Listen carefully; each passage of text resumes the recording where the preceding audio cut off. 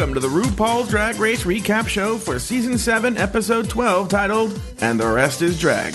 My name is Joe Betance from the podcast Catching Up, and I am joined by two fierce queens from the podcast, Dubious Intent Plus. All hail Daniel Brewer. Oh, wait, what? I'm being hailed? Wait, hailed. like Uhura? Glow Cloud. I mean, Daniel Brewer. Whatever. My luck, it'd be Uhura that was trying to hail me, and she never raised anybody on that damn thing.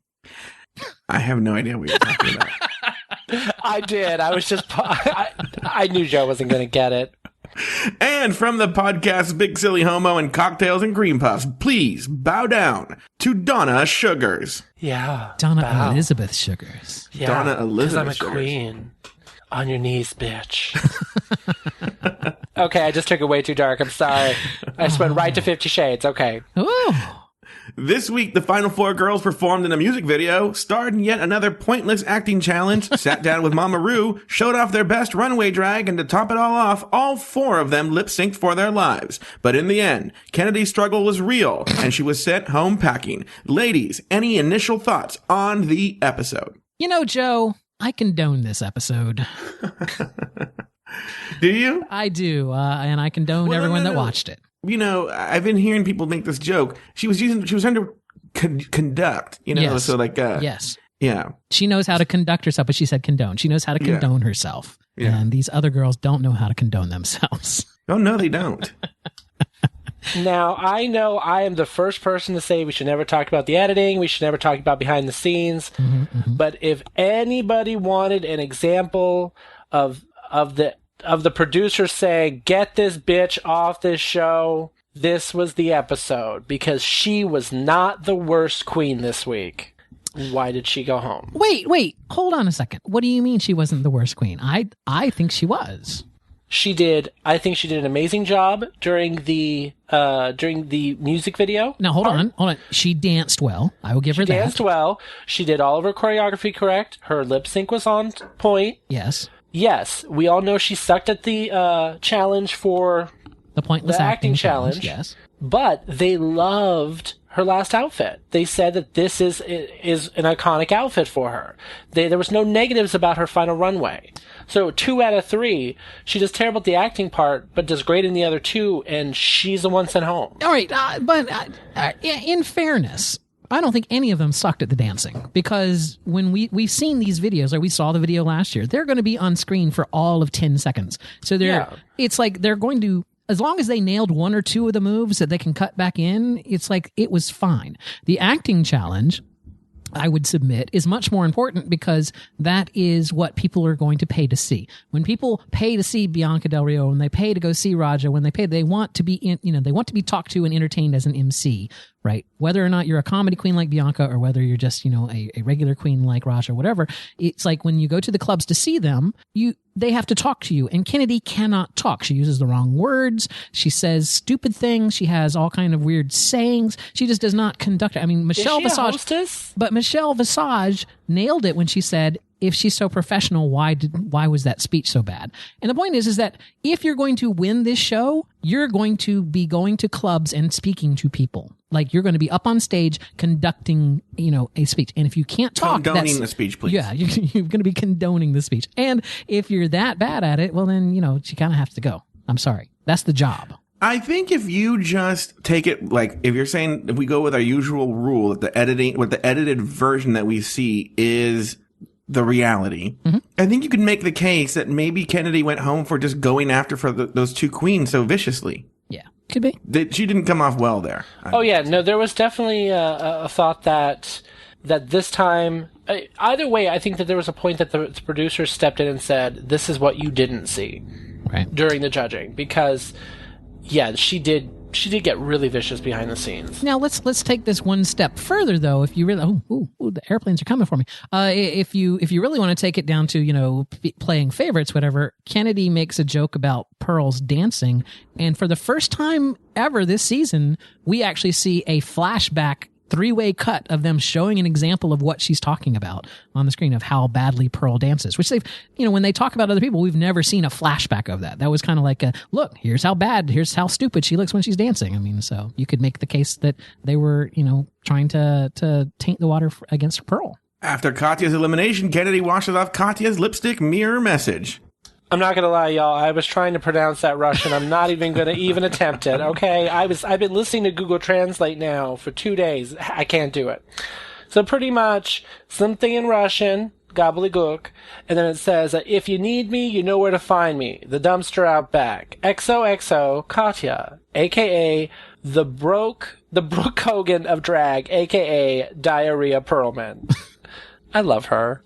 Hold on a second. I believe I can play this for you here. Девочки, я вас люблю. That's what she wrote. And what does it mean? Girls, I love you. Oh. The next day, Michelle delivers the maxi challenge to the girls in the workroom. Girl, congratulations, Miss Violet. Next. Kennedy Davenport, your Hello Kitty was a hell no. Hold on. What's going on here? Did you jump ahead or did I jump ahead? I think you jumped ahead. That's clip. Yeah, you know what? Oh, because you put. I see what you're saying. You know what? Let's just let's forget that you heard that, ladies and gentlemen. Let's just go ahead. Say the line again. The next day, Michelle delivers the maxi challenge to the girls in the workroom. For your Final Four challenge, you'll be starring with RuPaul in the official music video for Born Naked. Hashtag Born Naked. In a few moments, you'll be dancing with choreographer Candice Kane. Yes. And then you'll be acting with director Matthew Anderson. Yay. Oh.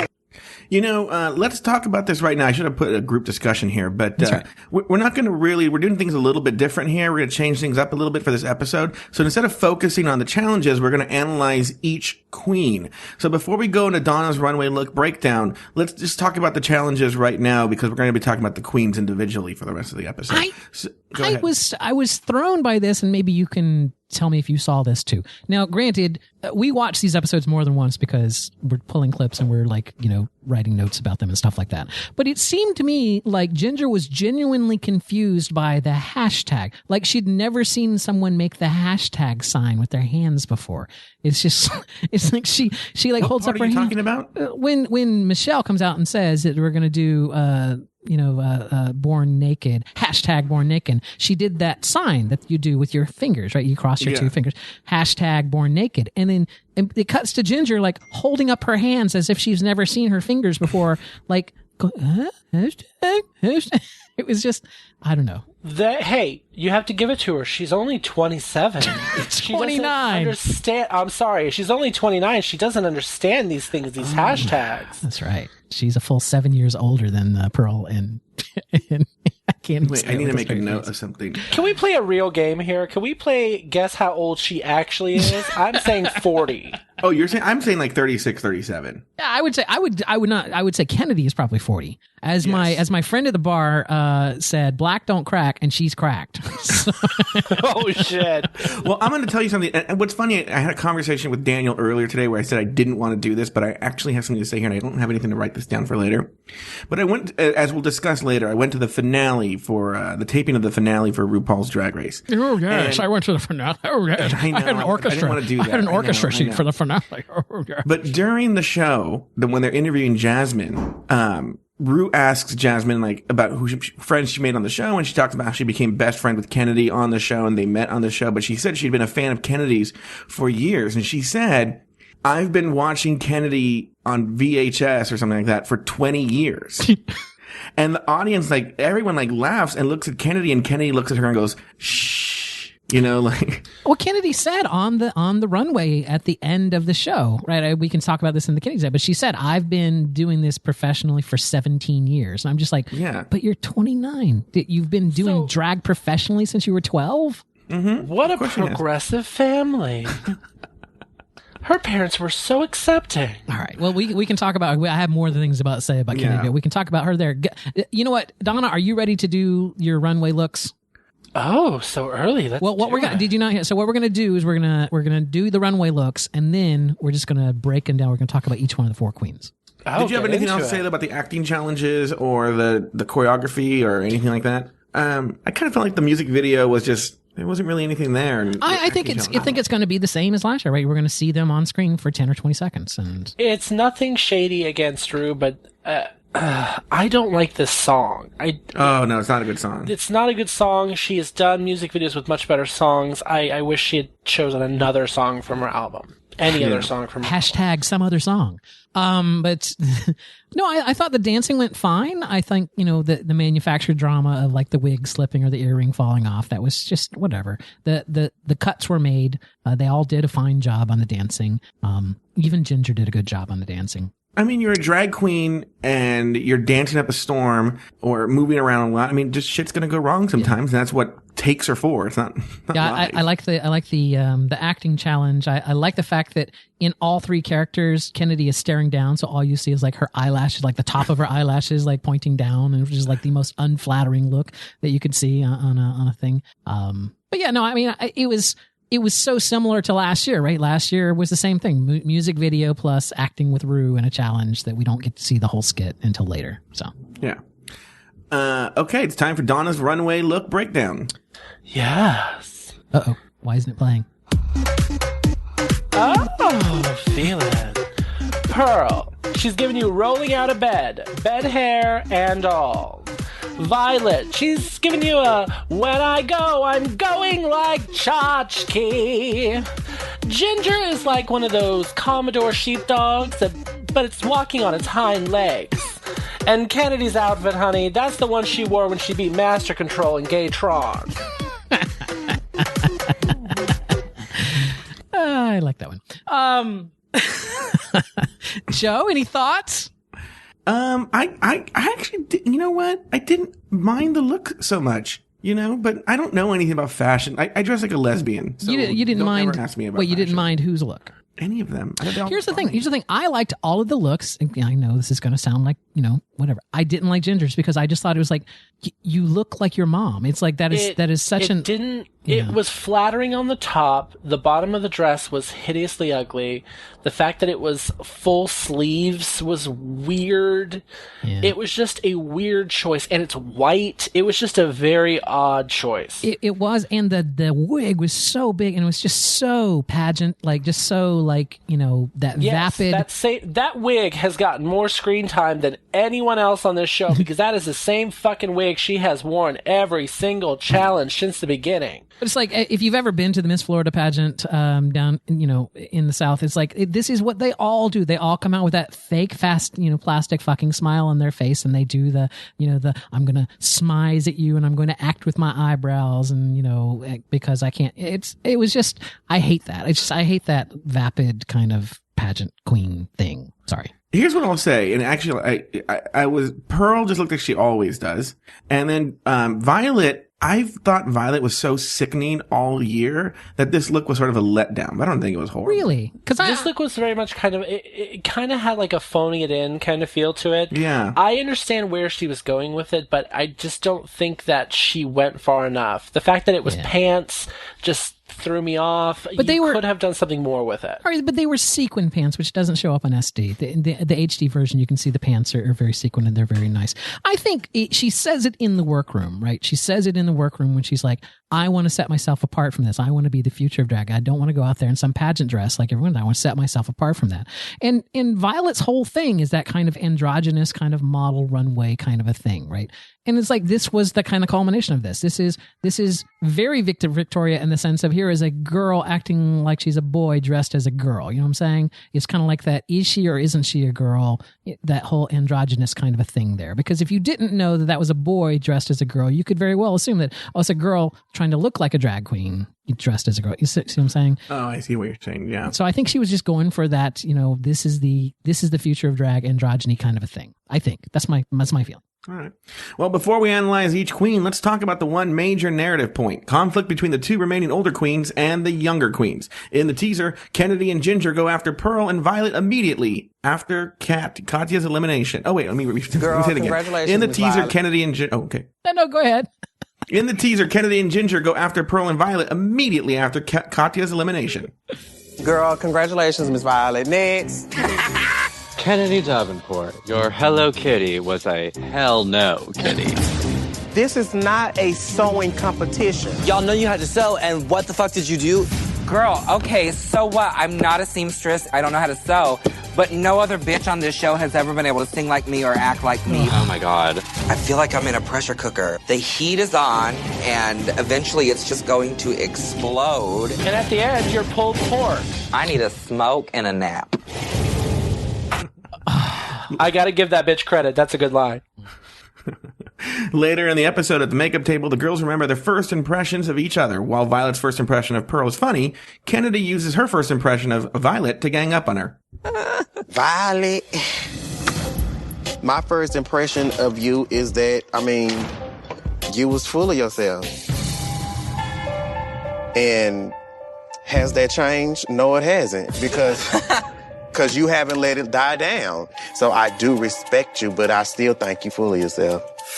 I just feel like you are too young to take on this type of responsibility. I agree with Kennedy. It's a level of maturity that I don't think you have reached yet. Thank you.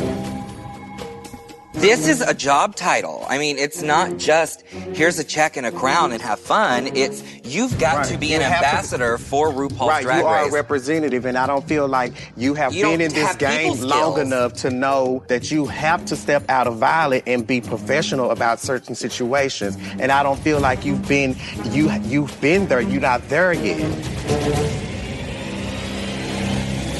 Okay, I understand more of what you're saying. You don't want to be known as being a bitch. That's it. Okay, so what we have here is we have Daniel and I are on the older side here, and Donna's on the younger side. How dare you, Joe Betance? Daniel, do you feel they were gang? What do you feel about Kennedy and Ginger's position in general towards the younger queens? This to me is a recurring thing, and I'm going to do that thing where I babble for a second.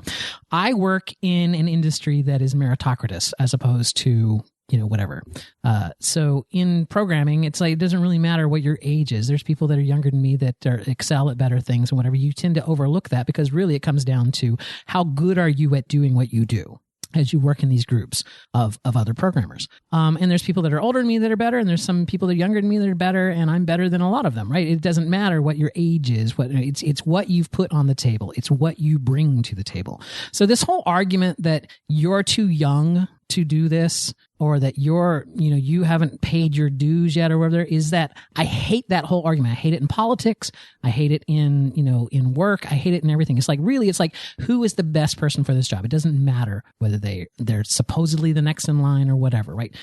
Not to get political, but it's like that whole Hillary Clinton. Hillary Clinton was the next person in line, and then Barack Obama came along, and a lot of people felt like he upstaged her. It was like, he was the better candidate from the standpoint of clearly he was elected, right? It's just kind of like one of the things. He's like, no one is guaranteed a spot on any of these things. This is all about whether you're the best person for the job, regardless. And while I'm there, I just wanted to say it also has nothing to do with your fucking size. So it's like, it seems to me that the argument here is I'm old and I'm fat. Give me the crown. And it's just like, you know what? Bring it and we'll give you the crown. Donna, what do you think about this? I'm right there with him where, there's a difference between talent, skill, and experience. And when it gets to, yes, they've been doing this a long time, but they've never changed. They've never grew. They've never adapted. They're pulling the same old tired pageant looks, and they're going to continue to pull the same old tired pageant looks. So having someone like Kennedy or Ginger as the winner of the show isn't going to help the show. Right. You look at someone like Raja. Raja pulled some amazing looks. She's entertaining. She's talented. She has so many skills. She has taken her crown and she's done amazing things with it. She's an amazing performer. She's a beautiful artist. She does these makeup looks that are out of this world. Can you see Ginger Minj or Kennedy doing something avant-garde or some daring, changing drag, moving drag into the future? No. They're going to keep it pulled back into the past. Boring. Yeah, I would say the first winner was the one time they had a pageant queen win, and look at what she hasn't done shit, right? Bibi Zahara Benet. Now, yes, Bibi has done a lot of theater. She's really worked theater, and that's where I guess her strengths lie. I don't know. That's all you've seen her do. But you look at Raja, really, Tyra Sanchez shouldn't have won that year anyway. But, you look at some of these winners over the years, they've done amazing things. And frankly, the drag queens who have not won, who have gone the farthest, are the ones that are creative and funny and daring and go to different places. They're not the same tired, boring queens. Yep. Where do you fall on this, Joe? I think a lot of what I have to say will come up during their individual evaluations we're going to do in the show. But I sort of feel like if you look at Kennedy, well, I have a different thought on Ginger, but like Kennedy's talking about, they're not good ambassadors for the show, or, you need to have this for the show or that for the show. But one of my problems with Kennedy is she's always redefining what the show is looking for based on her own strengths and weaknesses. Like she's all, this ain't a sewing challenge. I think she says that in the teaser. And I'm all like, bitch, they've had a sewing challenge every fucking season. Why are you surprised by this? But then later on, she'll say like, oh, Violet knew that they were going to do this. She's seen the show. And you're like, what? So it seems like, I don't know. I feel Kennedy's constantly changing the rules according to what she wants, or defining the show based on what she wants. And meanwhile, again, based on Kennedy's behavior in the show, that's not the way, as we've seen with Roxy Andrews as well, who got bitchy and cunty towards Jinx Monsoon. Do you think RuPaul's the next drag superstar is a total cunt? I mean, when have we seen that? Every single one has been always actually kind of on the nicer side.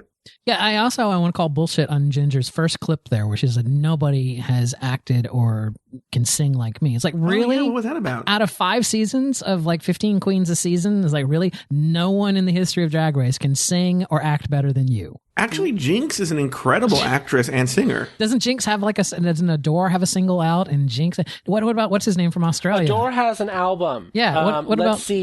Let's talk about Courtney Act, who won Australian Idol. And Jinx did Hedwig, right? Who did Off-Broadway successfully. Right. Yeah. Even going as far as getting into Detox and Willem, who had their girl group, which was amazing, and they did amazing songs and have millions and billions of views on some of those videos. So really, that entire line is her blowing smoke, which all it is smoke. Yeah, it's sort of crazy. First up, well, hold on. It was smoke and a nap. But go ahead. First up, let's talk about Ginger Minj. During her visit with Ru, Ginger got emotional talking about her relationship with her father. What do you want your father to know about you that you think he doesn't know? That's a tricky question, because I really don't think my father knows a lot about me. I don't think that my father has said... Sorry.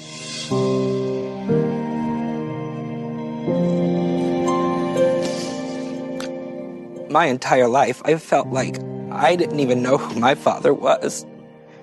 So how could he know anything about me? Growing up, I was so tormented in my life that the only way I could deal was to make jokes and use humor to cover it all up. My relationship with my father has shaped me into the human being that I am today.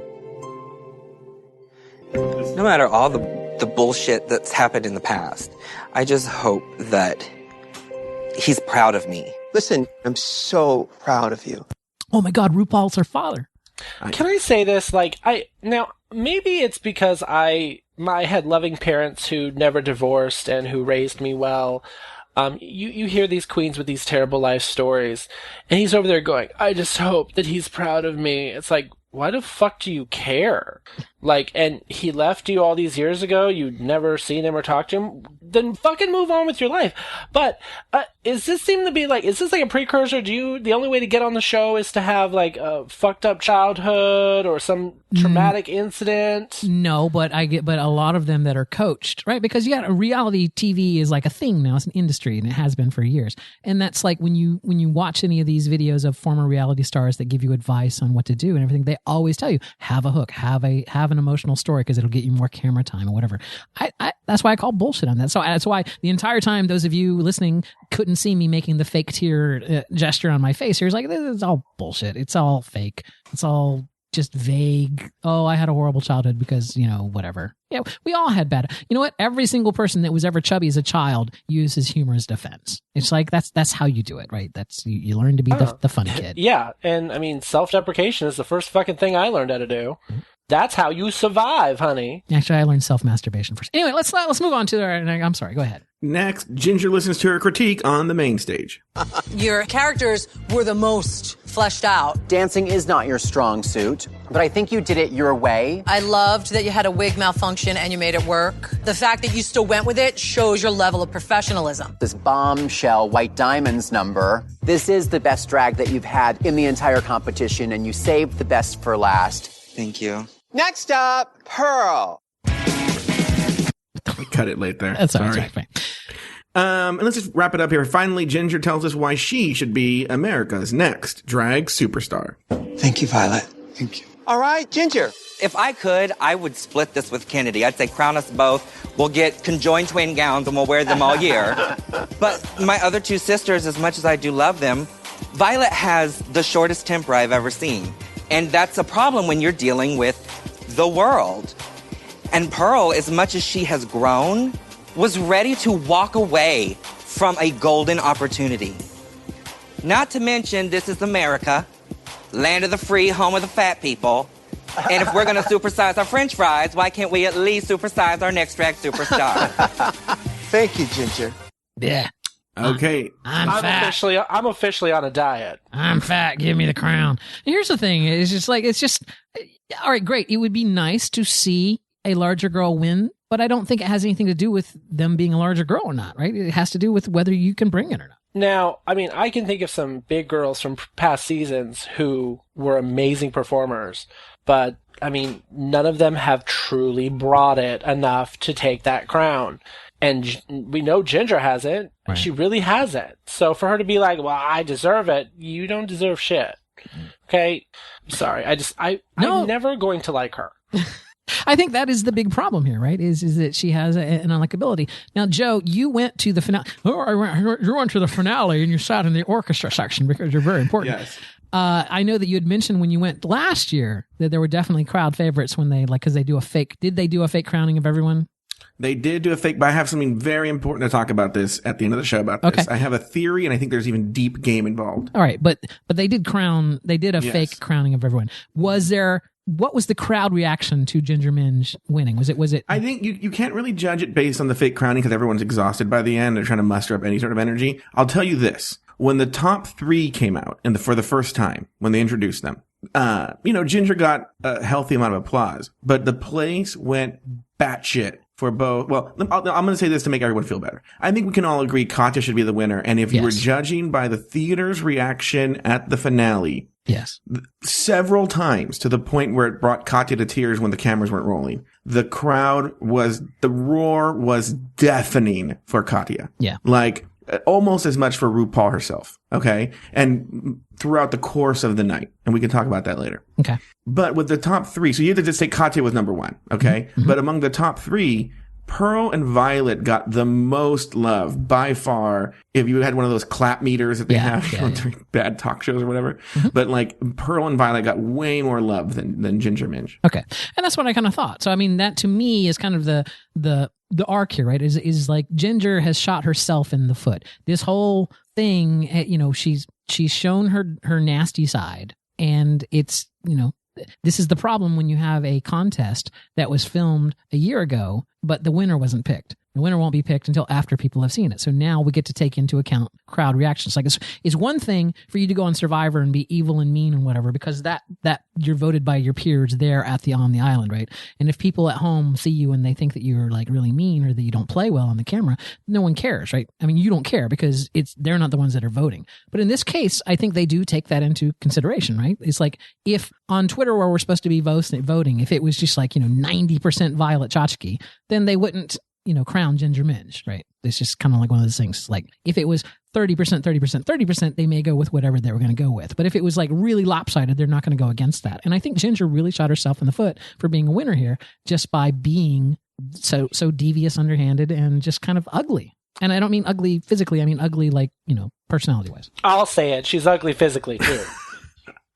I don't know. We'll see because, I was bored and needed stuff to watch, and I happened to watch if you haven't watched it, check it out. But like, they did a vote on Logo or World of Wonder of the top 15 favorite queens of all time. Mm-hmm.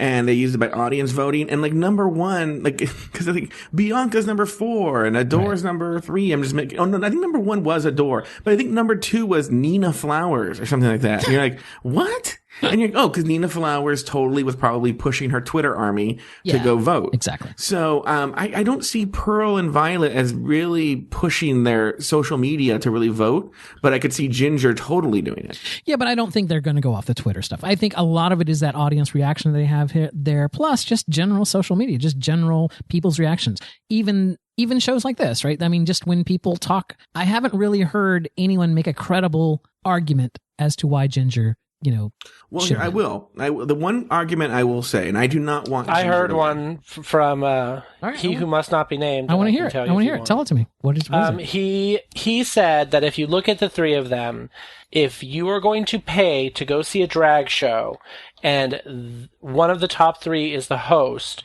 which of the three of them would be the best host? And if you look at it, the other two, he said that just could not carry a show the way that Ginger could.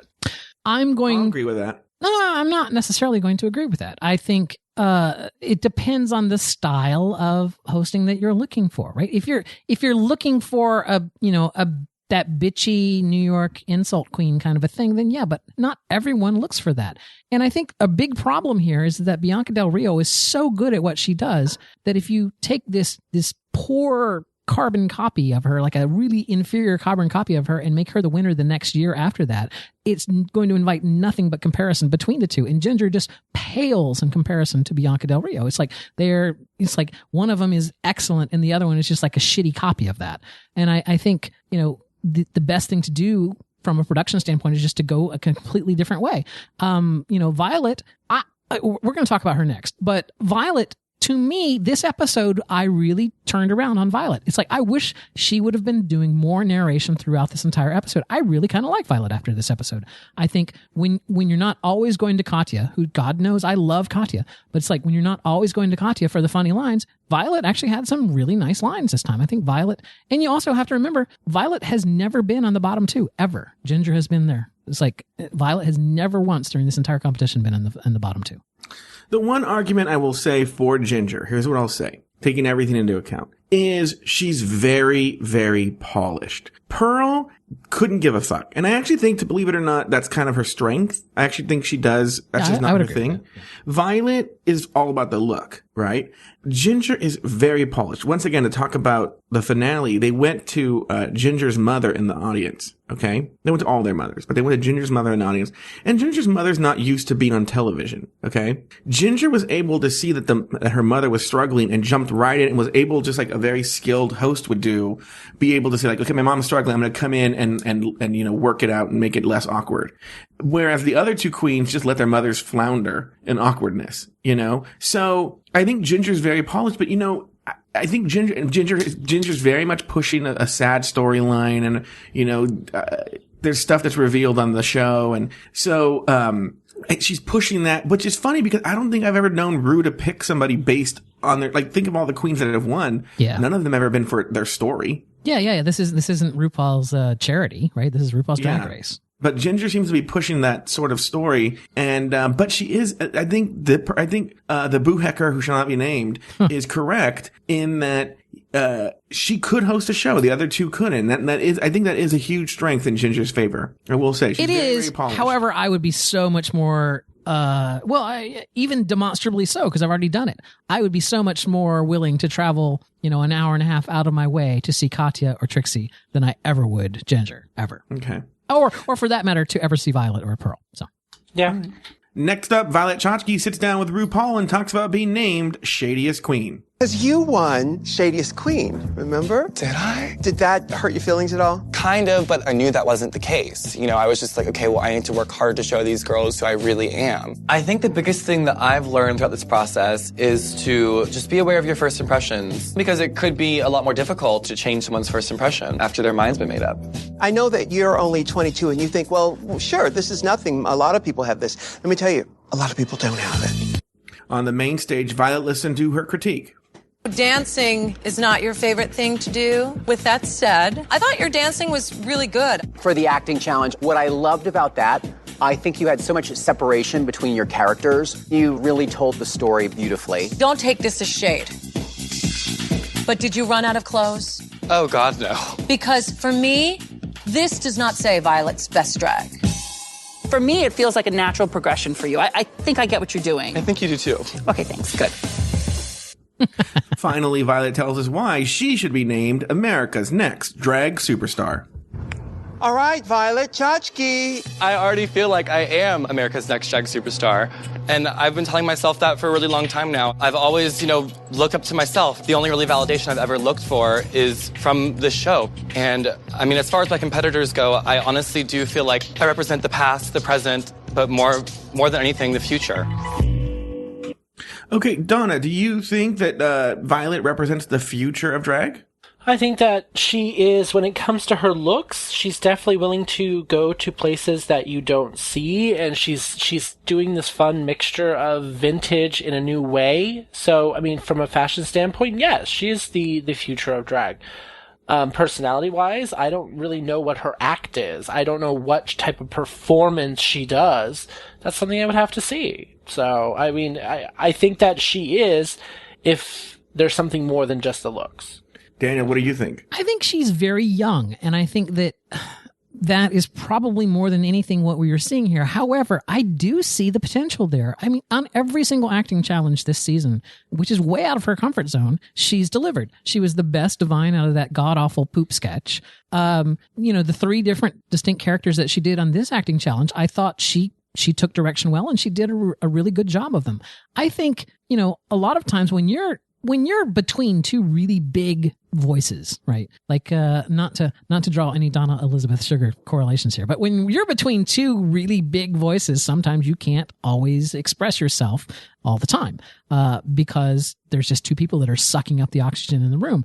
I think Violet, away from the rest of them, could probably hold her own. And I think I'm really excited to see what she will become. I really kind of do believe that she is kind of the future of drag. I'm hoping that she will blossom into a really nice, a really well-rounded drag queen. One of the things you can think about, too, she's very young. She's 22, so she was about 14 or 15 when the show premiered. Yeah. So she's actually probably one of the first children of a RuPaul's Drag Race to come through about the time she would have been wondering or thinking about drag. Yeah. And so to almost go through the RuPaul University, and so now she's learned it. So rather than bringing her own shit to the table the way Kennedy and Ginger would, or an older queen, she's probably learned a lot from RuPaul's Drag Race. And so now she's able to push the boundaries. And she's, when you're young and you learn things, you start to explore and push boundaries because you're trying to figure out the rules of the game rather than being defined by them. So I do think, earlier today I got caught in a Reddit rabbit hole. And somebody had posted a YouTube link. It's a video of all of Violet's runways. Just a video to all of Violet's runways. And when you see them together, you're like, wow, this bitch fucking brought it almost every episode on her looks. She did? And, I do. I think there's a lot to be desired in terms of charisma, but in terms of look and pushing the boundaries, and I guess it really comes down to, and this would be a discussion to have with Kennedy in person. What is RuPaul's Drag Race looking for? I guess have this discussion with RuPaul herself. Is it about the looks? Is it about a Bianca Del Rio? Who is America's Next Drag Superstar? Right. Now, they always talk about, because they refuse to say the word. Can I go ahead and say the word on this show? Are we explicit? If I say the word? Yes. Cunt. Mm-hmm. And everyone, the charisma, uniqueness, nerve, and talent, they want cunt. Get into it. That's what they want. You see those people that have those 4 things, that really work those 4 things. Those are not the people that tend to make it to the end. There are people who are very that. They don't win. Yeah, Bianca, as great as she was, as the nerve, the talent, she wasn't a beauty queen. She did her cuckoo makeup and her crazy outfits that are all pretty much the same pattern. I mean, so she wasn't all about looks. Her talent took her farther. Violet's looks are taking her farther. So I don't know.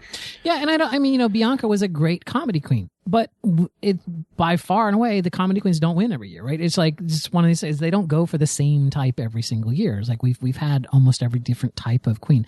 I really think there's a lot of, it's really, when you think about this, right? You think about the fact that, we're making jokes about, Kennedy cannot possibly be 29 because she's been doing this for 17 years or whatever.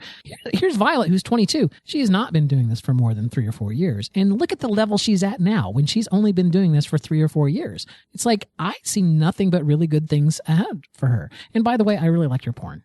Let me draw a parallel. To an earlier queen, Shangela Laquifa Watley, whatever the fuck her name was. She had only been doing drag for 3 or 4 months before she got onto Drag Race. And then you saw her progress in a year time, come back the very next season, so much more polished. And this is a year. Now, if you look at her now, she is an entertaining queen. She acts, she sings, she dances, she does the whole gambit. She looks great. She does some amazing things on YouTube that you can go and see. We're looking at Violet. Violet only has a few years under her belt. Yeah. Imagine her in a few years from now. Yep, I agree. I think she'd be a good bet, yeah. Let's go on to Pearl. In this clip, Pearl sits down with RuPaul and opens up just a little bit more. What was baby Pearl like? Baby Pearl? Yeah, I'd say 7 years old. Oh, God. When I was 7, I was scared shitless all the time. I was going through some pretty traumatic times. It was just mental, emotional, physical, psychological torment every day. That's pretty rough. When I first met you, I sensed there was something else going on, and it felt like a traumatic issue to me. Yeah. Because I read your bio that you filled out. Yeah, because the producer, you told the producers. Well, that's, I was going to talk about this at the end, but let's get into it first. Clearly, something really, really, really fucked up happened to her when she was a kid. Probably molested they never or something. touched on she doesn't. Yeah, she doesn't want to talk. Yeah, she doesn't want to talk about it. And it's so fun. They keep trying to get her to come out about it, and she's just like, "Fuck no." Yeah. She doesn't give it to them. It's so funny. It is. Because on the main stage, Ru took out a photo of young Pearl and asked Pearl to give some advice to her younger self. Like at around age 7. Yeah. What would Pearl have to say to little Matthew? Oh, God. I'd have to start with a warning. You're about to enter, the toughest... You're gonna enter the toughest years of your life, and, it's gonna suck really bad for a long time, and people are gonna fuck you up and take advantage of you, and people are gonna be looking at you from across the room for so many years, and you're not gonna understand why. Later, the judges delivered their critique of Pearl. Well, who would have thought, Pearl, a few weeks ago that we'd be here today? Uh-huh. And I think I figured it out. You're a weirdo. Oh, yeah. In this particular challenge, you really pushed yourself out of the comfort zone. You gave us 3 really definable characters. Then with the dancing, you don't move. And it becomes that kind of stoner stripper so high, she just wants the dollar. She doesn't care about anything else. We've all been there. I think you look beautiful, and I'm proud of you. You earned your spot here, and congrats to you. Thank you. Finally, Pearl tells us why she should be named America's next drag superstar. All right, Pearl. I've busted my fucking ass my entire life for everything that I have. Every article of clothing, every rent payment. You have been telling me how exhausted I come off, and it's because I am from life. Yes, I totally had a moment on this show where I didn't think that I could go on, but that doesn't define what I've done on this show. I do not like to keep myself limited into some kind of drag box, and I have so much more to show America. Thank you, Pearl. She said box. Okay. Now, can I say something that... Yeah. Now, this is not me. I'm theory crafting here for a moment. Mm-hmm. Had she said what happened to her, had she full on said what happened to her when she was 7 years old, she would have been winning the crown. Really? I really think that they were going to set it up that way, that she was going to take it all. I don't know. I mean, it sounds like it was really dark. I mean, it sounds... If she... Just trying to piece it... Right, just fully go into it. Even if she had just hinted at really what happened so that we have an understanding, I think it would have been enough for her to seal that. See, at this point, to me, it's like... I cannot possibly imagine that it could be any worse than anything I've imagined just based off the clues that she's, drive down. It's like the dark years ahead of it, people are going to take advantage of you and they're going to fuck you up. And it's like people are going to be staring at you and you're not going to understand why. It's like just the amount of, it's like, what? There's no possible way that the actual truth could be nearly as bad as something that I have in my head. You know what I'm saying? It's just like... Yeah, no, I'm right there with you. So... one of the things this is going to come back to Pearl in a second, but there was this comedian I loved who died way too young named Robert Schimmel. Mm-hmm. And he's one of these guys who was so brilliant that if you ever saw him in a club, a comedy club, he would just make you cry with laughter. He just knew how to work a comedy club room so hard, but he never really hit it big because he just didn't really work on television. He just didn't. That was just a thing. And he just knew how to work a comedy club. That was his thing. And after seeing Pearl last night and how she interacts with the audience, I kind of think that's Pearl. I think she has a charisma that's unique to doing live performances. It doesn't work on TV. She obviously got on on Drag Race because she's a hot boy. But she is a really amazing drag queen. She, when other drag queens would leave, she would sit there and like, in a very Pearl way, like get the crowd going and knows how to work with them. And is actually very funny and has a personality that didn't really come out on the show. And I think that's something that probably they took into consideration when they cast her, but it's just, she doesn't work for television. She doesn't work for reality shows. And it almost makes me think like, did someone else sign her up for this show? And she was like, all right, let's go on. Or maybe she was recruited. Do you think someone recruited her? Possibly. For a producer? Possibly. No, I think she genuinely probably wanted to go on the show, and she did what everyone else has done. She's turned in the tape. Look, I don't think you can do drag in America and not want to be on the show, right? I mean, this is right. Like you couldn't be a CrossFit person and not want to go on Survivor, right? This is kind of a thing. It's like this is our Olympics. Yeah, exactly. We all want to do it. This is their little show. Like this is how you become. Even Tipis du Jour, right? Who got voted off first is going to be far more famous and far more known than any other just random club queen in the United States. I mean, this is, if you are working as a drag queen, then yes, of course you want to be on this show. And especially Pearl also is very young. So it's like, I'm sure that people are telling her all the time, you should be on Drag Race. Why aren't you on Drag Race? So he's like, blah, blah, blah. Or maybe this very smart queen, she figured, I'll get on the show, I'll get booted off right, exactly. 5th or 6th, and then it'll help my club career and move on, right? Mm-hmm. I think she seems as surprised as anyone that she's in the top 3. Yeah, no, I agree. But I really don't think there's much to say about her. She's fine. She's not going to win. Let's move on. So if she ends up winning, I will be floored. I will be floored if she wins. Floored. See, and this is so weird because, all right, let me just ask this. I'm going out on a limb here. Donna Elizabeth, I don't know why I love saying that. Donna Elizabeth Suggarz, if Violet Chachki wins, will you be floored? No. Okay. Because I was going to say, if that was the case, then all 3 of us will be floored no matter who wins. Because I will be floored if Ginger wins. Joe Betance will be floored if Pearl wins. But once again, I'll be floored for reasons that I'm going to discuss later in the show. Okay. As well as the aggregate Pearl experience on RuPaul's Drag Race. I do not condone aggregates. Speaking of someone else who will not be winning, in this clip, Kennedy Davenport gets emotional about her relationship with her family. I never ask God why. I just take it on. Mm-hmm. And I feel like being on here and have made it this far, this is my reward. It's an amazing story, and you've done so well.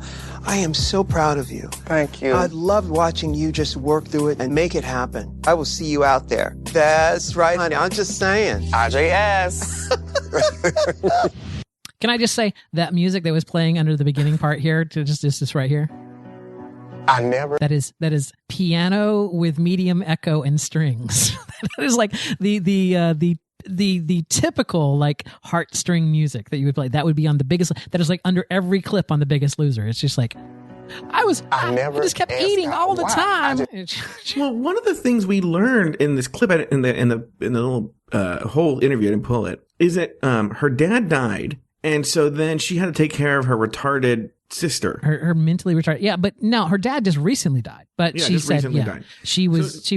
She took care of her sister growing up, and now she's having to do it again. Now, can I be a shady bitch? You know what the first thing I said when I saw that? What, Kennedy's the smart one? No, it was. Wait. Who's taking care of your sister while you're on the show? That's where I was going with it. I'm like, well, who's taking care? Well, here's the thing, though. Kennedy's mom, Chicory, that's her real name, is at the finale. So the mom's not dead. She's around. Where's the sister? Was the sister not at the finale? I think she was Jasmine. She took her with her. Okay. Play the next clip before we get in trouble. When Rue shows Kennedy a picture of her younger self, Kennedy shows a rare glimpse of vulnerability. Here's a photo of you as a little bitty boy. Now, if you could time travel, what would Kennedy Davenport have to say to little Ruben? You ain't gonna win American Idol. I would definitely have to tell him that it's okay that you are different from the other kids. All the nights that you have cried yourself to sleep, it'll be over soon. Jesus. Now, what's funny is do you honestly know what I would have said? And because I thought about it, I'm like, what would you say in this if you were in this position? I know exactly what I was saying. Oh wait, hold on. I have that. Donna, here's a picture of you as a little girl. Now, what would you say to little 5-year-old Adam? Girl, they all know, okay? Do not be in your head. Do not be stressed. Do not think they don't know. They all know you're a queen, okay? So be you. They love you anyway. Move on. Excellent. Because they do. They always knew. I gave a girl 3 stitches in preschool because she took my dress for dress-up time, okay? Really? How did they not know? True story, by the way. You know what, Latina? I have here a picture of you as a young child. Now, what would you say to little 6-year-old Joe? Mira, necesita comer. I don't know how to say less tacos in Spanish. Menos tacos, okay? Cierra la boca. How do you say more salad? Sí, así. Más ensalada, por favor. Más ensalada. Yeah, much more enchiladas. Y ande más. Okay? There you go. There you go. All right, we'll move on. By the way, what would little I don't have a what's your drag name again? Robin Banks or read a book? No, I don't have a drag name. No. What I would say to my younger self is work out, girl. like go work out. Oh, and also be like, oh, by the way, in 30 years when you meet a guy, do not get married. It was the biggest mistake of your life. Right, go ahead. And make sure you always report when you're alive. This is so inside baseball. Move along. Later, the judges give their critique of Kennedy. For the acting challenge, for me, it was flatlined with not a lot of separation between characters, but I think you've made a lot of progress. You look beautiful tonight. I think this is very representative of your best drag. I really am very touched about the transformation that you've made. Thank you. Finally, Kennedy tells us why she should be America's next drag superstar. I've been in this business for 17 long years, and I condone myself with professionalism as far as my competitors. With the exception of Ginger, I don't think the other girls are ready. So I fear that they may not know how to condone themselves. And that makes me think, what do you have to offer once you become the queen? And it's not much. It's neither English nor math. So wait, so she didn't just misuse that word once. No, she twice. She misused it twice. She misused it with confidence, though. Yes. Later on, the 4 girls lip sync for their lives, but in the end, Kennedy was told to condone away. Ladies, I've made my decision. Kennedy Davenport, I'm sorry, my dear, but you will not be moving on to the top 3. Kennedy, the struggle is real. And so is your God-given talent. And your journey has just begun.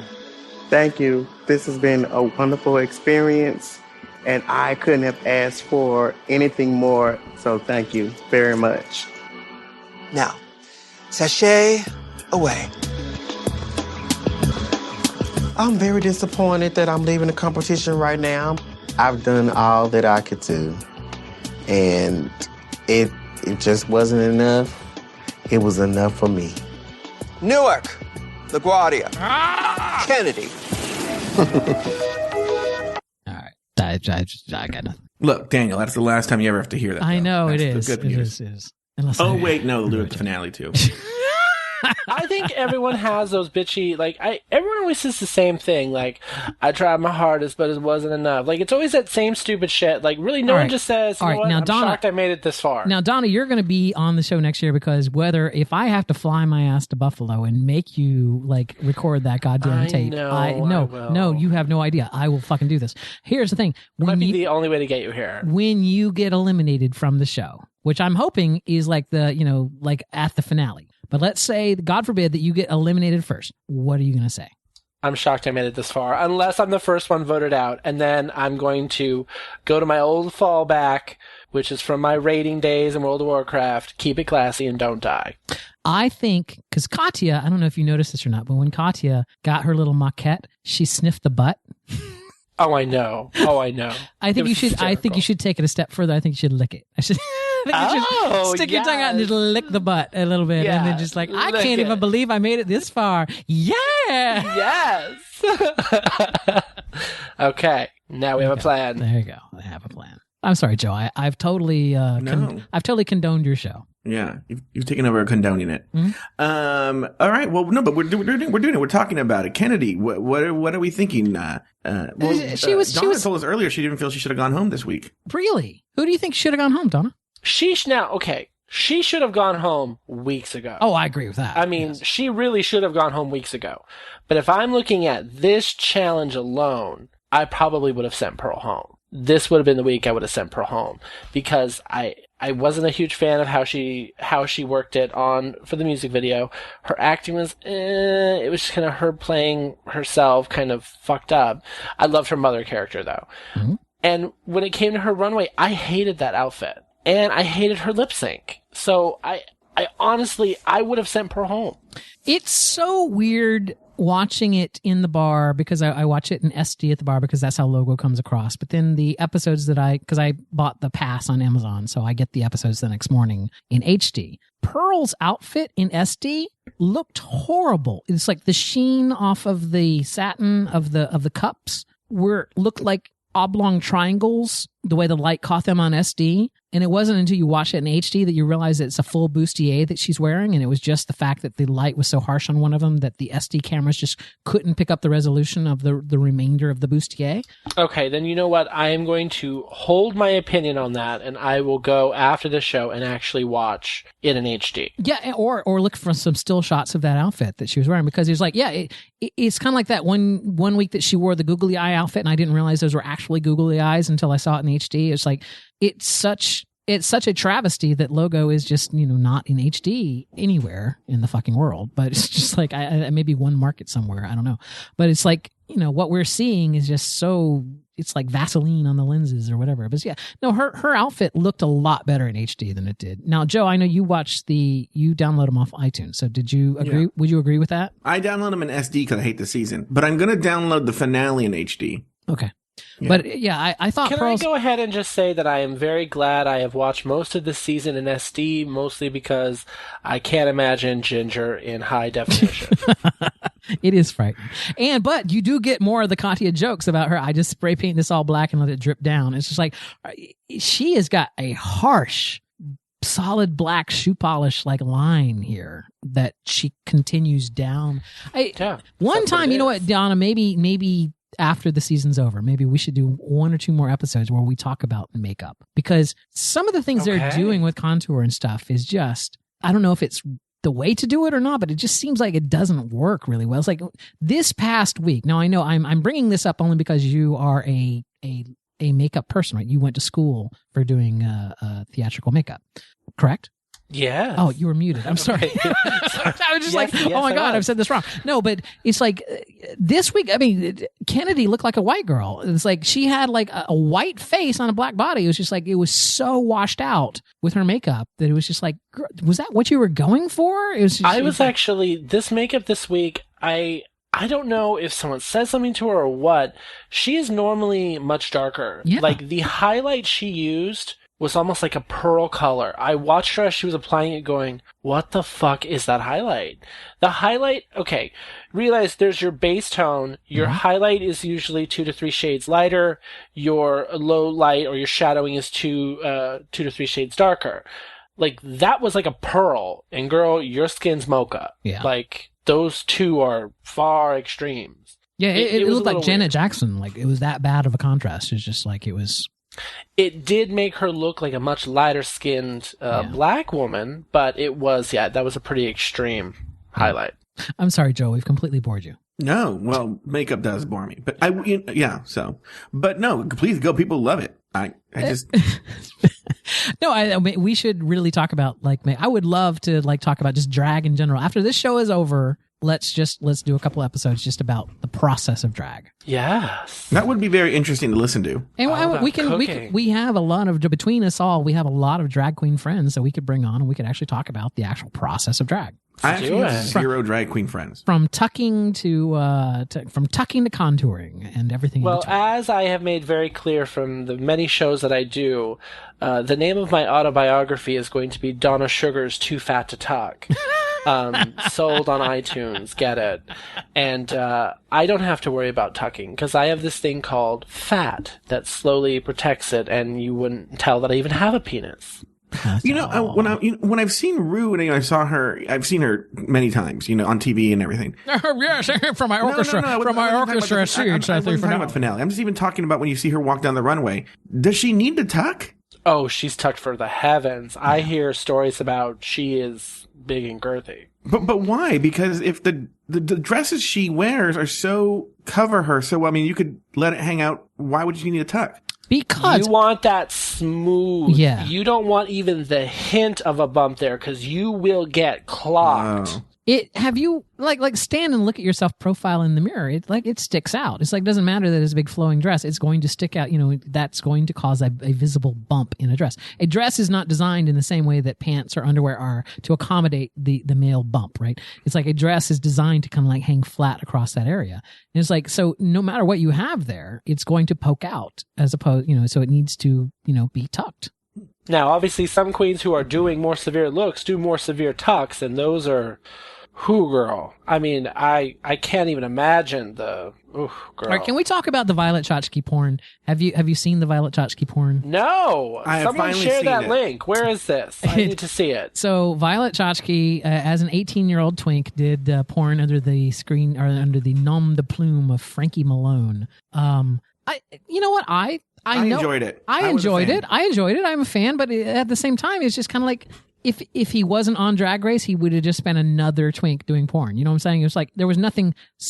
No, you're right. And it's like, but it was the fact that he is Violet Chachki that makes it more interesting to me. And it's just like, but yeah, he had unfortunate hair in the video. Yeah, he had curly hair. The hair's really bad. He's permed.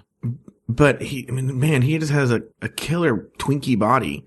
Does. And he knows how to work his asshole. I'll give him that. He does. And when he's leaning over the couch, he's like, now keep in mind, I'm a bottom. But it's like when he's like leaning over the couch, I'm like, oh, girl, that's making even me excited. It's like that. Yeah. That looks good even to me. It's just like, yeah.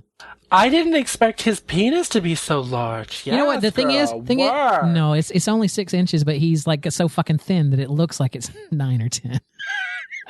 It's a nice size. It's a workable size. No, it is probably 8. It's probably a good 8 inches. No, he's not that big. I think you're right. I think he's like a 6, a little over 6. But you're right. He's so thin. The illusion is that it's bigger. But look, something you can work with. Oh yeah, no, I wouldn't. Did he only ever do this one scene? Yeah, and it's a solo. And it's a solo scene, so it wasn't. This can get really gross because I was going to be like, oh, he has a really pretty hole.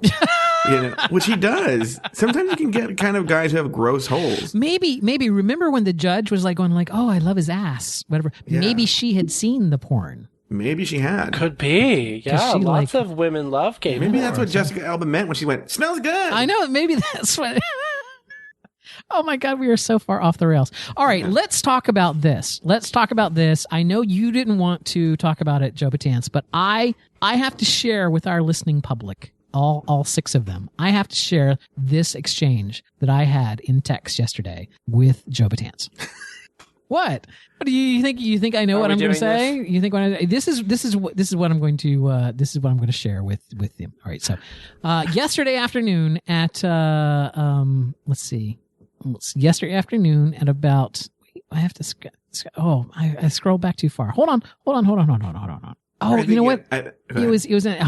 We have a conversation in so many different mediums that I'm struggling to find it here. But basically, you decided last minute yesterday that you were going to go see the finale. After watching the Untucked episode, you decided that you were going to go see it. And you were like, all right, there's 2 seats. There's 2 possibilities. I can buy the $40 seat, and there's plenty of those left. Yeah. Oh, but there's a $200 seat. Talk me out of buying the $200 seat. To which I texted back to you, was like, it will be the seat directly next to Jasmine Masters. And you said, rightly so. No, she'll be on the stage. It'll be fine.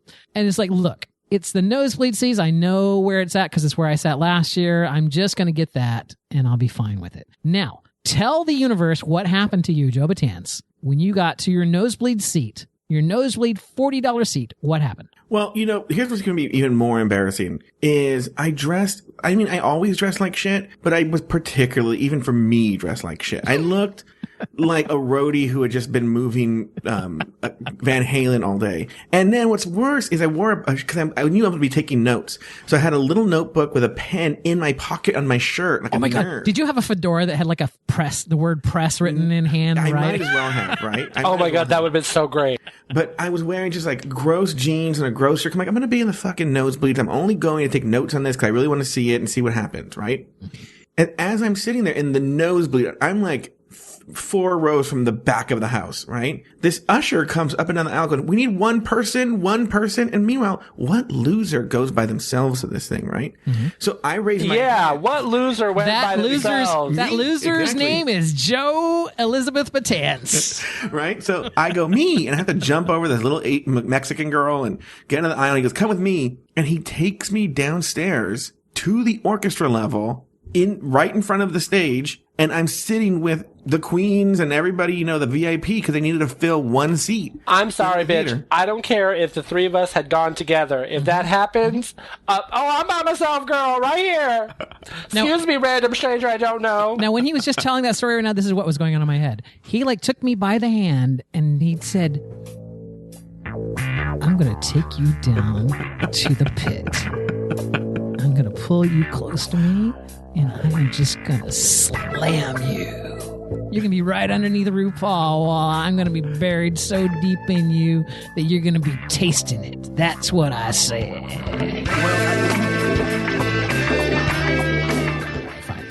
Well, this is actually... Well, now I need a cigarette. Well, this is a good transition to one of the stories I was going to tell that has nothing to do with the show. So, I'm in the orchestra level. I'm with everybody, the drag queens. And the drag queens are actually on the other side of the stage. But I'm with, okay, well, I don't want to give this away. So I have to go to the restroom at one point when they're doing a scene change. Mm-hmm. And the orchestra level has its own bathroom. It's really small. And I'm in line because, of course, at RuPaul's Drag Race, the men's bathroom has a huge line. Right. Which is why you wear drag, and then you can go in the ladies' room. Oh, I know, that would have been smart. So, I was just, I was just in line waiting, not paying attention. And the bathroom is so small, it could probably hold like 2 or 3 people. But as one person leaves, another person enters. So there's a guy in front of me. He goes in front. Now I'm in front. And I hear these guys behind me go like, oh my God, do you see? There's Lucian Piani, right? Mm-hmm. So I'm like, where? I'm like looking around and I don't see him. I'm like, oh, he must have walked away.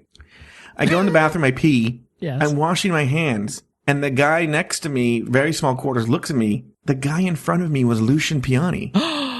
And so I guess I peed next to Lucian Piani. Oh my God. This is almost as exciting as my Mo Rocca story from New York City on Saturday. And I washed my hands next to Lucian Piani. He looked at me and he goes, oh, hey, what's up? Did you throw a Molotov cocktail at him like I did Mo Rocca? No, I didn't. Here's the shocking thing about Lucian Piani. Short, huh? Tiny little penis. Tiny. Oh, I'm sorry. It's the opposite. Oh. He's taller than I thought. Really? Oh my God, really? I assumed he'd be like a little twink. No, this bitch is at least 6 foot. Wow. Yeah. God. That was the shocking thing about Lucian Piani. He's taller than you think he is. Do you still have the beard? He does, and it's salt and pepper now. It's like what's her name? Salt and pepper. Yeah, so that's the shocking tea on Lucian Piani. Taller than you think he is. I assumed he was like a little Twinkie boy. Wow. No, he is a full-grown adult-ass man. Okay. Here's the other thing I think you guys are going to really like. I took copious notes, which the people sitting next to me were like weirded out that this fucking Chaz Bono looking faggot sat next to them and is taking notes. You should have just said you were Chaz Bono. I really should have. Excuse me, I'm Chaz Bono. Can I get another drink, please? It's under the tab Bono. Yeah. So I'm taking copious notes in a little notebook, and they're like, everyone was looking at me so weird. So I have copious notes from the episode, but yet you won't tell us shit. Every time you start to tell us stuff, you're like, oh no, I don't want to tell you that. Well, no, next week I'll have a lot of things to say because I also want to see what they air. Because, for instance, so every queen, I'll tell you the structure. 2 weeks because next week is a Redux episode. So you're talking 2 weeks from now. Oh. So the set is a 60s mod set, very plain, spare 60s mod set. If you remember the finale from last year, they had all the queens on stage and they would walk a short runway and do their look, and that was it. Yep. This year, each queen walks out to the center, down the runway to the end and walks back. So they get a lot more, they probably won't show it all, but they get a lot more runway time. It's a really pretty set. The queens look fine. The ones you expect to look great. Now, I saw a picture of Tempest du Jour that she had like a comic book theme dress. That must have been just for the red carpet look. So she did not. Her actual look is actually pretty cool. It's like a Virgin Mary with a big crown look. Because I also saw a picture from the runway where Mrs. Kasha Davis looked like she was like Betty Davis, like 105 years old. Did she look that way on the runway? Mrs. Kasha Davis looked very whatever. I thought Kasha Davis was in the outfit from the producers. Like Nathan's Lane suit from the producers, maybe. No, do you remember when they go to see the gay director and he's dressed like the Chrysler Building? No, she wasn't in that. Who was that then? I swear I saw that. Maybe. I don't know. Some other queens changed looks, some didn't. Like, for instance, if you see pictures online of Max on the red carpet, his look on stage is very different. It was a yellow outfit that looks really cool. Yeah, because on the red carpet, it was like a rubber. It was like a rubber fetish, Yeah, no. The suit. one on stage is like this yellow, it has some sort of black pattern on it. Can I confess something? When I saw the pictures of Max and Jaden D.R. Fierce on the runway, I was like, oh yeah, they were on this season. It's like that is like how much I like just completely purged them from my mind. Is like I just completely forgotten that Max was even on this season. I was like, oh wait, who's that? Oh, that's Max. Oh, that's right. Yeah, he was on like a while The one back. that everybody's going to talk about next week after the finale is Bianca Del Rio when she comes out to give the crown. That's the one that they're saving. There was a Reddit thread about the finale. Someone posted a picture of it, and I think that's why the thread got taken down. But Bianca's look during when they give the crown is, I don't want to give it away. It's one of the spoilers I won't give away, but she's dressed Bianca's like Ginger Minge. No, it's an outfit that everyone's going to talk about the next day. Will it make us gag? It will make you gag. Yeah. Now, Bianca brings it. I did see that Katya's outfit from the runway, or from the red carpet. By the way, who has servants cleaning up after them? Is that you, Joe? Because I can hear like people like sweeping up like broken glass and stuff, and it's like, is that yes, exactly. I have my. Is that your au pair in the background there, like doing some cleaning? The Katya's outfit like had a cape that had a definite pattern on the inside, and then on the front of her dress, she had a cutout of that same pattern, so it looked like her chest was hollow. Was that? Yeah, that seems about right. Yeah, okay. And she wore that on stage. Katya, you're right, Daniel, is a lot smaller than I thought she was. Yeah, I know, isn't she? Person. Yeah, she is. She's like maybe 5'8" or 5'7". Yeah, that makes sense. She definitely is the diminutive one of the queens when she's there. Of the looks, that's the only one I can think of that's standing out. Who else is there? Oh, actually, I was gonna say Miss Fame in person, and I think it'll translate on TV. Looks amazing. I think she's always looked amazing. I think. But I never realized how beautiful she is until I saw her in person. And then Violet, of course, looks phenomenal. So what they did this year, here's the format going to be this year. So the girls are going to come out. Rue's going to come out. It's going to be a big thing. And then last year, if you remember, they brought out all the old queens first, interviewed them, and then they brought out the top three. They're doing it different this year. So what they're doing this year is each queen of each of the three queens has to lip sync for her life. And they've written a song specifically for each queen. And they do those first. So first, Ginger's going to come out. She's going to sing her number. And then Rue interviews her. I'm from Gatorland. Look at me. I'm a big crocodile. No, hers is a gospel-themed number. Ooh, Gatorland. I'm from Gatorland. Then it's Pearl comes out, does her number, and then she interviewed by Rue. I'm from New York. Look at me. I'm from New York. I'm so fucking hip. I can't even stand myself. And then Violet comes out and does her number and gets interviewed by Rue. I did a porn. Violet's number is a burlesque number and the only one to get a standing ovation. Really? I'll tell you that. Oh, nice. So then after those three things happen, then they actually bring out all the other queens and they interview them. I'll tell you this, with Pearl, they do each girl gets a little like video package that they make for them. Yes. There's one with Pearl. I don't want to spoil this. This is one I will never spoil. You have to see it. It's extremely funny. It's probably one of the highlights of the show is the package they made for Pearl. Nice. Extremely funny. So what you're saying, Joe, what you're saying is we should all keep our eye on Pearl's package. Yeah. Keep your eye on Pearl's package. Got it. Oh, also when they're interviewing each queen, and I did take notes on each of these, when they interview each queen, former contestants come up and ask them audience questions. Mm-hmm. And it was like 3 for each queen. So they're obviously not going to get to all of them. So I wrote down all the questions and the answers. So when we recap afterwards, I can tell you what the other questions were and what the answers were. Now, what I want to get to, and this is the biggest thing that happened that night that will not be on the show. Yes. Is, so when they brought out all the old queens, not the top 3, all the former contestants, and as you've seen in years past, they have like a peanut gallery where most of them sit, and then for each act, there's like 3 or 4 that they bring down in the order they were eliminated, and Ru talks to those 3 or 4, right? Yes. So on the first segment, it was Tempest, Sasha, Jasmine, and Mrs. Kasha Davis. Mm-hmm. Okay. And they're in a little line of seats. So it's that, I'm actually not going to give you the correct order on stage, but I'll just give it to you to make sense. So imagine the peanut gallery's in the back of the stage. Ru is facing the audience. She's in front of the peanut gallery. And then facing Ru is that line of seats. Does that make sense? Yep.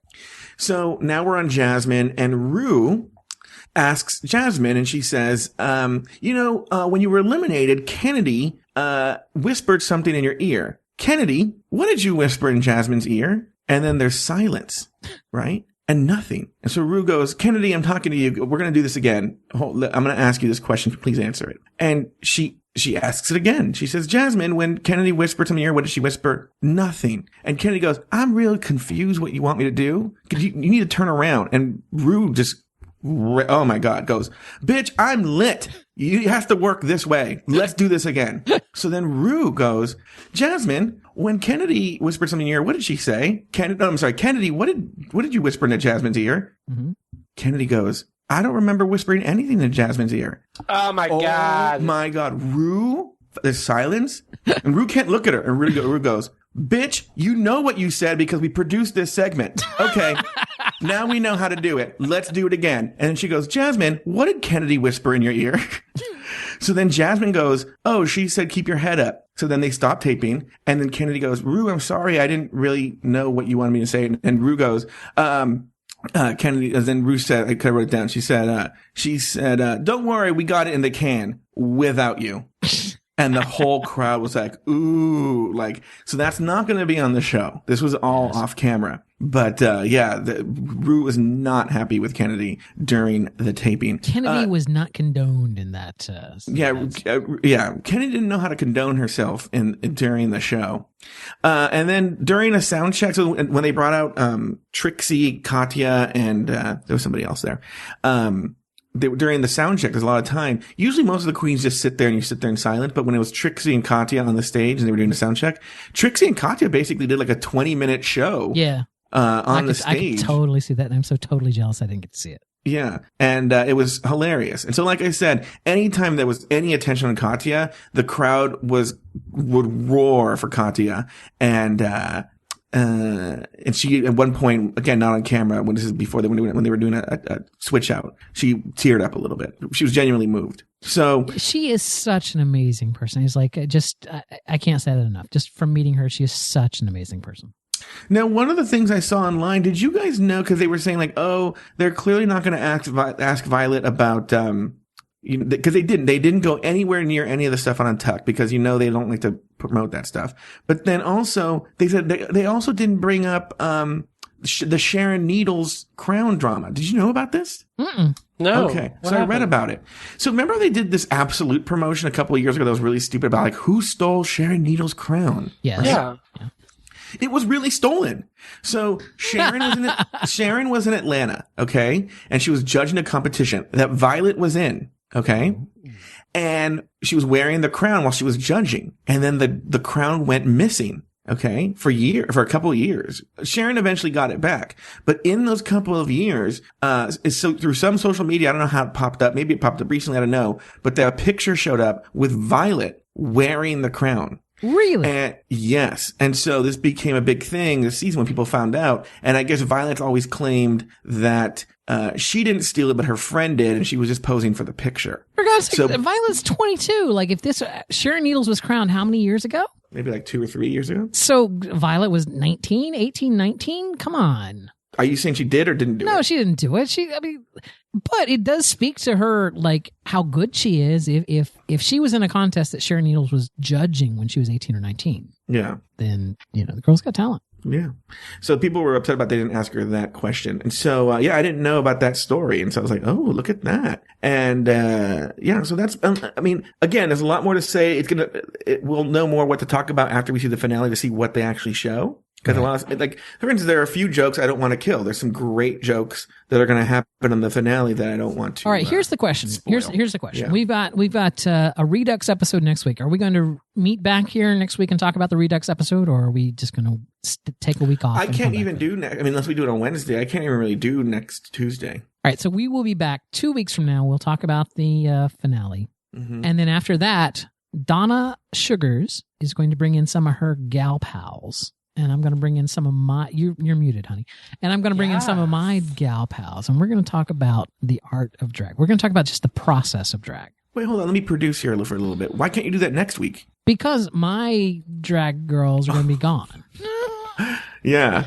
And it's fucking Memorial Day weekend. I'm gonna be in New York City next weekend. Is Memorial Day weekend. I'm gonna be off doing stuff. So we could use a week off. We can. All right. So you know what? Let's meet back here 2 weeks from now, and that includes you, ladies and gentlemen. By the way, we didn't get any email this week, so I would just like to reiterate: you can email us at rdrr@pride48.com with anything, comments, questions, chastisements, condonements. We don't care. Anything you would like to do. RDRR. I love hate mail. Yeah. RDRR@pride48.com. If you're a huge fan of Ginger Minge, feel free to send in an email about how much you hate By the way, John Lee. I have a huge thing to talk about. By the way, John Lee Hart, how dare you be pulling for Ginger Minge and never have even sent us a fucking email? No, hold on for a second. I have something huge to talk about. And I was meaning to talk about this. Why didn't I put it in my notes? Oh my God, we need to talk about the crowning of the three queens and my whole theory here. And I want to do it before they air the episode. Okay. All right. So, I'm sorry. I was already going to go, well, thank you for joining us. Oh my God. Oh my God. Oh, bonus content. I have to pee. So I'm going to go wait in line at the go ahead, Joe. Go ahead. No, why don't you go pee? We'll stay quiet and then won't the silence thing take it out? Yeah, it will. All right. I'll be right back. Okay. Okay, we're back. Here we go. So they taped 3 endings, as we know. The first one that they taped, and I'm going to be very specific here because it's going to become important when I tell you my theory. Are these coming from your copious notes? Trademark. You don't need copious notes for this one. Trademark Joe Betance. They crown Ginger Minge. So they do 3. Like, the winner is Ginger Minge. They put the crown on her. She does the walk. She comes back. They stop. Okay? As well they should. Okay, they reset. Then they go, we're going to do Pearl. Ladies and gentlemen, the winner of this year's Drag Race, Pearl. Put the crown on her. She walks the runway. She comes back. Just like with Ginger, they have a little talk. This is what it means to me. But then this time, Brew says to the audience, well, thank you for another season of, if you can't love yourself, how in the hell are you going to love somebody else? Can I get an amen up in here? Amen. Now let the music play. And then the show ends, right? Yes. Then with Violet, we now crown, Violet the winner. And Violet, what do you have to say about this? Now prance, my queen. And she walks the runway and the music plays. And if you can't love yourself, how can I get an amen up in here? And, what's the other one? She goes, everyone say love, love. It was like a much more involved ending. Really? Right? Yes. Much more involved. And then, bye, that whole thing, right? Right. Then it ends. And then she asks the stage manager, is that it? Before I let the audience, she's very big about this. Before I let the audience go home, did we get it all? And the stage manager comes out and says, yeah, Rue, we got it all. They can go home, right? Yes. And everybody goes home. She says, thank you so much for everybody, and gives a speech, and we leave, right? I was thinking this, and I've seen people who went to the show thinking it's like, oh, Violet's the winner because they didn't do the end of the show for Ginger. Okay. And you can't edit it in because when she says bye, she's standing right next to the person with the crown. Rue's standing next to the person with the crown. Okay. Right. Yes. I go, oh, wait. And they were really, like, the Pearl one was very whatever. But with the Violet one, it was super, they wanted to make sure they got that one right. Okay. And so I was like, oh, and I was thinking, maybe it's Violet, they didn't do Ginger. And yes. They don't have a shot. Right. And then I was thinking, you know what? Because throughout the whole episode, when they're not taping, Rue is telling us, I don't trust you shady bitches. This is why we tape 3 endings, because you guys will go on fucking Reddit and you will say who won. Fuck you guys, kind of shit, right? Right. I was like, so this is my theory. There's a big theory out there that Violet's the winner based on this. I'm going the opposite, and I'm saying this is deep game being played by the producers, and that Ginger is the winner, and they've maybe during dress they did it, and they're going to use that dress master shot, and they're doing a big fuck you because they know everybody's going to, I think they're planting the seeds here. This is my theory, and so that's why I'm going to predict based, now you know the reason I'm predicting this. I do, yes. So here's the deal. If it's Violet, they're idiots and made it very obvious it's Violet when they taped it. I don't know that it's very obvious, because I think there is you know this, Joe Betance. You run into people all the time that just don't watch Untucked. They don't pay any attention to any of this. They just take whatever's there as face value. Mm-hmm. And I mean, people don't think about things as deeply as we do, period. I mean, you know this. You've known this your whole life, right? It's just one of those things. It's like, so maybe they're not being, maybe it's just a matter of fact. If you're thinking that they're as smart as you, and they may not be. Are you talking about the producers? No, they were fucking retaping moments, and you were like, why did they? Because Rue didn't say something. Like, they know, they're on it. They're like, oh, Rue didn't look this way, the right way, and they retape. No. What I'm saying is they filmed 3 endings. I'm going to go with here's what I'm going to go with. I like RuPaul. RuPaul's a great person. I don't think she's the brightest bulb on the tree. What you're speaking to me right now is not a matter of producers fucking up. This is a matter of RuPaul going, oh, did we get that? Did we make sure? You know what I'm saying? It's all on RuPaul, who I don't believe is the brightest bulb on the tree. I think it's deep game. All right. Maybe Rue didn't come up with the game. We'll see. You know what? We're both going to be shocked. And it's going to be Pearl this one. That was the game. Pearl was kind of a flazé-da kind of a thing, and she's going to win. Well, that would be really cool if Pearl won, because she actually had a really cool acceptance of it. It was really funny. She's like, fuck you. All right. I'm very curious to see Pearl Red Rue during the show. I'm curious to see if it makes it in. I'll tell you if it doesn't. Finally. If it doesn't, I'll tell you what she said. I have been waiting for it to happen. Like when they were doing the Libraries Open section, and she went, and Rue, and I was like, do it. Do it. All right. So we're gonna learn about all this shit 2 weeks from now. So there again, watching Pearl and let's see what makes the cut. She's one of these people, we'll probably know someone like this, the guy who's really quiet, but whenever he does say something, it's fucking hilarious. Right. It's like the Dobie Pearl is the Dobie Gillis. Yeah. Of RuPaul's. What a bizarro reference to a 1950s show. It's great though. It's great. Google it, children. Yeah. And that means is Violet then the what's the name of the Maynard Krebs? The Maynard G. Krebs? Yes, exactly. Violet's Maynard G. Krebs? Right. Okay. And Kennedy is apparently Eddie Haskell from a completely different series who just wandered into the shot. No, anyway. Kennedy is Rochester. We have gone so far off the rails. I'm going to read this if you don't.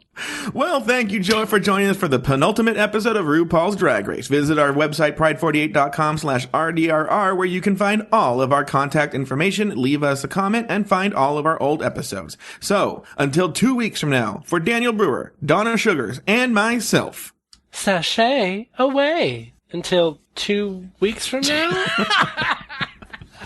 Sorry, I don't know. Until the next time. Yeah.